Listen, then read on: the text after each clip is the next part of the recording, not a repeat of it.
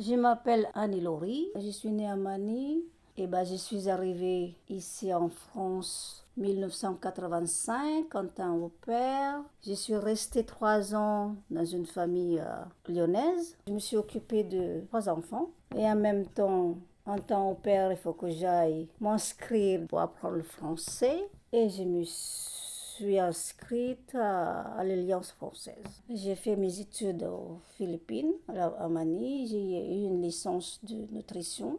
Je suis partie de mon pays l'année 83, après été déçue de mon parcours professionnel.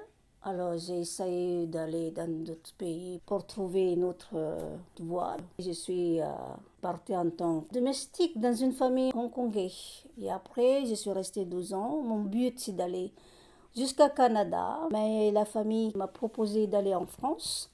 Après tout, j'ai dit, il y a une autre voie. J'ai lancé une toute aventure, mais j'avais 25 ans. Souvent, ce que je faisais avant, c'était enregistrer une cassette et j'ai envoyé la cassette à ma famille pour qu'ils m'entendent ma voix et vice-versa, ils font la même chose. Ils m'ont envoyé pour que j'entende leur voix. Ça coûte cher à l'époque le téléphone. Maintenant qu'il y a le nouveau technologie, WhatsApp, Facebook, envoyer un SMS, c'est quelques secondes. Hein. C'est ça la différence avant. Est-ce que je regrette ou je regrette pas? C'est simplement parce que je regrette parce que je n'ai pas vu mes parents avant de partir. Maintenant, je me suis habituée ici en France. J'ai fait ma vie ici en France. Non, j'ai pas de regret de partir de mon pays. Mais simplement, ça me manque la nourriture, c'est tout. Pour apprendre le français, j'ai lisé les livres pour les enfants. Et puis après, j'essaie de lire le maximum et regarder la télé. Je me suis acheté une télé portatif noir et blanc pour voir quand même, voilà, pour écouter, mais même le radio. La famille, il écoutait beaucoup Edith Piaf, Juliette Gréco, ce sont les anciens chanteurs français. Voilà. Bon, après, j'ai connu mon mari, chantait beaucoup de Brel et Brassens. C'est comme ça qu'on apprend une langue. Après, arrivé ici en France, je ne parlais pas un seul mot de français.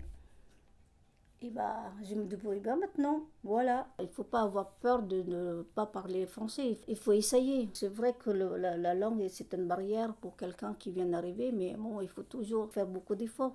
C'est-à-dire déjà pour faire toute l'administration, il faut quand même apprendre le français, de comprendre qu'est-ce qui est rempli dans un formulaire, parce qu'il ne sait pas tout traduire, malheureusement. Alors, la dernière fois qu'on y était, c'était en 2014. J'ai essayé tous les 4 ans, mais bon, vu le tarif de l'avion, la 2014, on est déjà 2022. Ça fait combien? Ça fait 6 ans, 7 ans. Moi, je ne suis pas retournée. Mais voilà. C'est surtout la nourriture qui me manque beaucoup. Je cuisine pas beaucoup, de temps en temps. C'est le fameux adobo que la famille aime bien. Le pancit, il y a le carré carré. C'est-à-dire que c'est beaucoup de préparation, le repas philippin aussi. Et c'est pas évident de trouver les ingrédients. J'ai appris à faire le poté façon lyonnais. Et là, c'est avec du chou. Et après, le fameux blanquette de Mamilène, de la grand-mère. Et le bœuf bourguignon.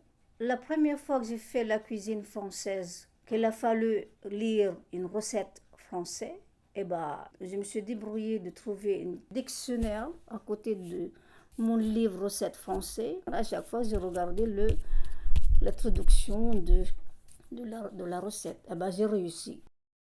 Ah, qu'est-ce que j'aime là en France? C'est la beauté du pays. Parce que là, il y a beaucoup de choses à visiter en France. Chaque région, chaque province, chacun son charme. Et d'ailleurs, il faut continuer de voyager.